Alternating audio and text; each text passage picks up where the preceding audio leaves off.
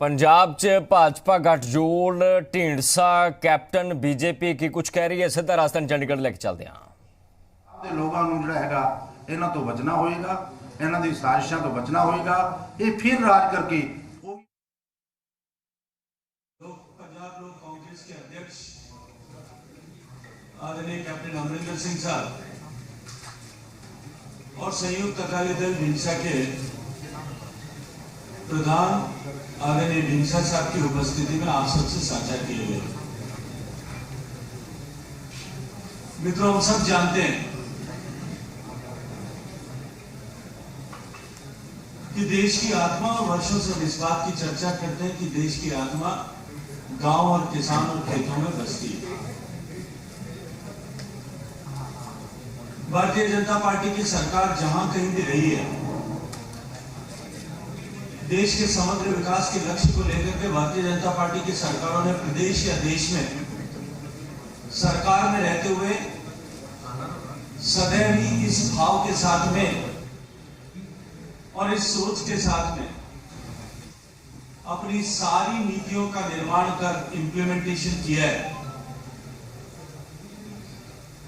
कि गांव की अर्थव्यवस्था का विकास और गांव का विकास किए बिना देश के विकास की कल्पना करना संभव नहीं है। माननीय नरेंद्र मोदी जी ने भी 2014 से सरकार में आने के बाद में गांव, गरीब, किसान, इन सबके जीवन में परिवर्तन लाने के लिए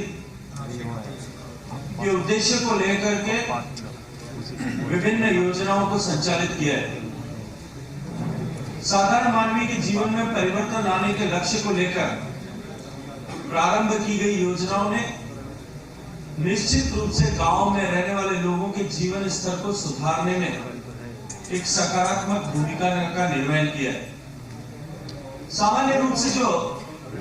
योजनाएं प्रत्यक्ष हमें दिखाई देती है, गरीब को आवास मिले, आवास में सामान्य सुविधाएं, शौचालय की सुविधा, पीने के पानी की सुविधा, क्लीनर फ्यूल, गैस की सुविधा, बिजली की सुविधा, डिजिटल लेन देन के लिए और अपने काम के लिए बैंक का खाता, इन सब के बारे में, इन सब के अतिरिक्त गांव के समग्र जीवन को समृद्ध करने के लिए गांव को सड़क से जोड़ना, और उसी के साथ साथ में जो हमें सामान्यतया दिखाई नहीं देता लेकिन जिसकी चर्चा और आने वाला भविष्य जिसके कारण से बहुत बड़ा परिवर्तन गांव के जीवन में और ग्रामीण जनों के जीवन में लाने वाला है,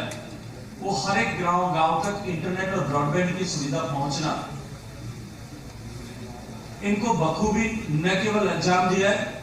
अपितु 100% के लक्ष्य तक पहुंचाने में सफलता प्राप्त की है, या उस और हम बहुत तेजी के साथ में आगे बढ़ रहे हैं। हम सब जानते हैं हमारा देश एक काल में ऐसी परिस्थिति में था कि हमें खाद्यान्न को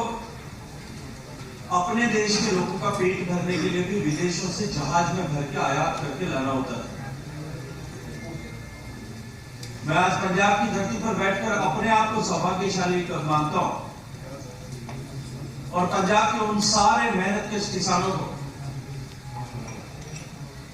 जिन्होंने धरती का सीना फाड़ करके अपने परिश्रम के बल पर,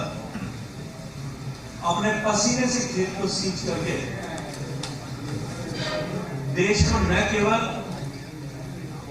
फूड सिक्योर किया, अपितु देश को दुनिया के पहले 10 एग्री प्रोड्यूस एक्सपोर्टिंग नेशंस की श्रृंखला में ला करके खड़ा किया है। निश्चित ही देश के किसानों ने और विशेष रूप से पंजाब के किसान ने इसमें बहुत महत्वपूर्ण भूमिका निभाई। लेकिन इस सब के बावजूद भी, क्योंकि हमारे यहाँ देश में खाद्यान्न की कमी होने के नाते, खाद्यान्न की कमी होने के कारण से हमारा कृषि क्षेत्र को देखने का जो नजरिया था, जो सोच थी, वो सदैव ही उत्पादन केंद्रित थी, प्रोडक्शन सेंट्रिक अप्रोच थी कि हम किस तरह से उत्पादन को और अधिक आगे बढ़ा सकते हैं और ज्यादा बढ़ा सकते हैं ताकि ज्यादा से ज्यादा खाद्यान्न हम उत्पादन कर सकें। लेकिन जैसे जैसे देश में उत्पादन बढ़ता गया, देश ने सक्षमता को हासिल किया, जैसा मैंने कहा कि हम एक्सपोर्टिंग नेशन बने।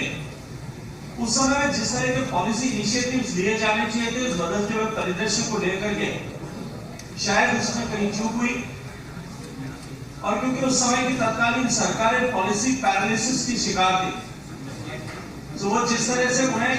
एक दूरदृष्टि के साथ में, एक लंबी सोच के साथ में, लंबे विजन के साथ में, फारसाइटेडनेस के साथ में जिस तरह के निर्णय करने चाहिए तो वो उसमें चूक गए, और उसका दुष्परिणाम जो है देश की कृषि के हालात में जिस तरह की चुनौतियां सामने आई वो हम सब के सामने। 2014 में सरकार में आने के बाद माननीय नरेंद्र मोदी जी ने एक paradigm shift to look towards the agriculture sector, the farm sector, या प्रोडक्शन सेंट्रिक अप्रोच से बदल करके प्रॉफिट सेंट्रिक अप्रोच की, कृषि की उत्पादकता के बजाय हम कृषि की प्रॉफिट की तरफ, उसके लाभकारी खेती किस तरह से होती है, इस दृष्टिकोण से हम सोचना प्रारंभ करें। सरकार ने पिछले 7 साल में उसी दृष्टिकोण से काम किया है। हम सब जानते हैं कि कृषि राज्यों का विषय है, और राज्यों का विषय होने के नाते प्राथमिक रूप से राज्यों को ही गांव और किसान और खेती के विकास के लिए काम करने की आवश्यकता है। भारत की आत्मा गांव में बसती है। सो एनडीए ते भाईवाल प्रेस कॉन्फ्रेंस कर रहे हैं, तमाम उपलब्धियां ते तमाम विजन का जिक्र हो रहा है।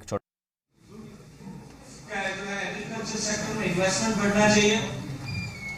फ्री फ्लो ऑफ क्रेडिट किसान को मिलना चाहिए, रोबस्ट फार्म और एग्रीकल्चर इंश्योरेंस पॉलिसी और स्कीम आनी चाहिए, मार्केट रिफॉर्म्स होने चाहिए, एश्योर्ड एमएसपी मिलना चाहिए, एलाइड सेक्टर्स का विकास किया जाना चाहिए ताकि किसान के आमदनी के सोर्सेज बढ़ सके। ऐसे कुल मिलाकर के उन्होंने 10 जो है अलग अलग पिलर्स पे अपनी रिपोर्ट प्रस्तुत की। मैं अत्यंत प्रसन्नता के साथ में कह सकता हूँ कि स्वामीनाथन साहब ने खुद ने माननीय मोदी जी की सरकार को सर्टिफाई करते हुए, सर्टिफिकेट इश्यू करते हुए कहा था कि पहली बार गंभीरता से अगर किसी सरकार ने इन सारे विषयों पर प्रयास किया है वो देश के नरेंद्र मोदी जी की सरकार ने किया। लेकिन एमएसपी को लेकर के इस विषय स्वामीनाथन साहब का नाम जो है सिनोनिम बना है। मैं अत्यंत प्रसन्नता के साथ में कह सकता हूँ कि माननीय मोदी जी की सरकार आने के बाद ये साहस दिखाते हुए कि किसान को लागत का लाभकारी मूल्य मिले, 50% लाभकारी मूल्य मिले, इसको सुनिश्चित करने की दिशा में प्रधानमंत्री जी ने और प्रधानमंत्री जी की सरकार ने बहुत लंबी दूरी तय की। हमने अपने इस जो है रूरल मैनिफेस्टो में जो गांव और किसान, पिंड और किसान के लिए जो हमने मैनिफेस्टो जो अपना आज जारी कर रहे हैं, उसमें पहला बिंदु यही लिखा है कि मेहनत का पक्का मूल्य मिले, किसान को उसकी मेहनत का पूरा जो है मूल्य मिले। इसको हम सरकार में यदि आते हैं तो इंश्योर करेंगे। मिनिमम सपोर्ट प्राइस केवल जो है गेहूं या चावल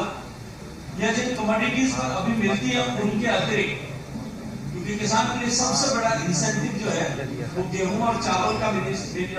उगाने का वो मिनिमम सपोर्ट प्राइस और एश्योर्ड प्राइस एंड प्रोक्योरमेंट है। लेकिन क्रॉप डाइवर्सिफिकेशन को आज पंजाब की आवश्यकता भी है।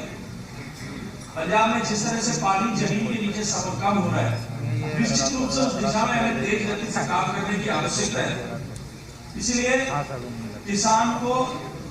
केवल गेहूं, चावल, दलहन, तिलहन इनका एश्योर्ड प्राइस मिले, उसके साथ साथ में जो वेजिटेबल्स एंड फ्रूट्स का भी उसको सरकार की विभिन्न योजनाएं जो एमआईएस स्कीम अभी भारत सरकार की काम करती है उसके तहत उसको भी लाभकारी मूल्य मिले, इसको सुनिश्चित किया जाए। और साथ ही साथ में एग्रीकल्चर को सस्टेनेबल बनाने के लिए और क्रॉप डाइवर्सिफिकेशन के लिए किसानों को प्रोत्साहित करने के लिए ताकि उनकी आमदनी भी बढ़े और साथ ही साथ में पानी का भी अधिकतम उपयोग हो सके, बचाया जा सके। 5,000 करोड़ रुपए का एक कॉर्पस फंड उसके लिए बनाएंगे ताकि हम किसानों को उसके लिए प्रेरित कर सकें। जो दूसरा विषय इस दिशा में मैं बात करना चाहता हूं कि कर्जा मुआफी का अनेक बार चर्चा होती है कि किसान के कर्जे को माफ किया जाना चाहिए। भारतीय जनता पार्टी और भारतीय जनता पार्टी के सहयोगी दल इस एनडीए का पंजाब के किसान से ये वादा है कि भारतीय जनता पार्टी और एनडीए की सरकार यदि बनती है तो हम 5 एकड़ से कम के रकबे वाले किसान के संपूर्ण कर्ज माफी पर काम करेंगे। एग्रीकल्चर का उसका जितना लोन है उस लोन को माफ करेंगे और तय समय में उसको पूरा करेंगे। पंजाब में शामलात लैंड के एग्रीकल्चर को लेकर एक बड़ा विषय पेंडिंग है। 1 लाख एकड़ ऐसा एस्टिमेट किया जाता है कि ऐसी जमीन है जो साम्राज्य जमीन है और उसकी खेती को लेकर के एक सिस्टमेटिक अप्रोच के साथ में लैंडलेस फार्मर्स को वो जमीन कल्टीवेशन के लिए मिले, ताकि वो इस भाव के साथ में कि मैं अपने खेत में काम कर रहा हूँ, अपने मेहनत का ठीक प्रतिफल को वहां प्राप्त कर सके। हर एक लैंडलेस फार्मर को जो राज्य में उसको फाइनेंशियल असिस्टेंस मिले खेत में काम करने के लिए। माननीय प्रधानमंत्री जी की जो योजना है प्रधानमंत्री किसान सम्मान निधि योजना, जिसमें किसान को हैंड होल्डिंग के लिए देश भर के किसानों को 6,000 रुपया प्रतिवर्ष दिया जाता है। इसको पंजाब के किसान से और लैंडलेस फार्मर से हमारा वादा है कि हम यदि सरकार में आते हैं और पंजाब की जनता में आशीर्वाद देती है तो हम प्रत्येक किसान को, लैंडलेस फार्मर को भी प्रधानमंत्री किसान सम्मान निधि से जोड़ने के लिए का काम करेंगे। इसी के साथ साथ में एग्रीकल्चर सेक्टर में वैल्यू चेन मैनेजमेंट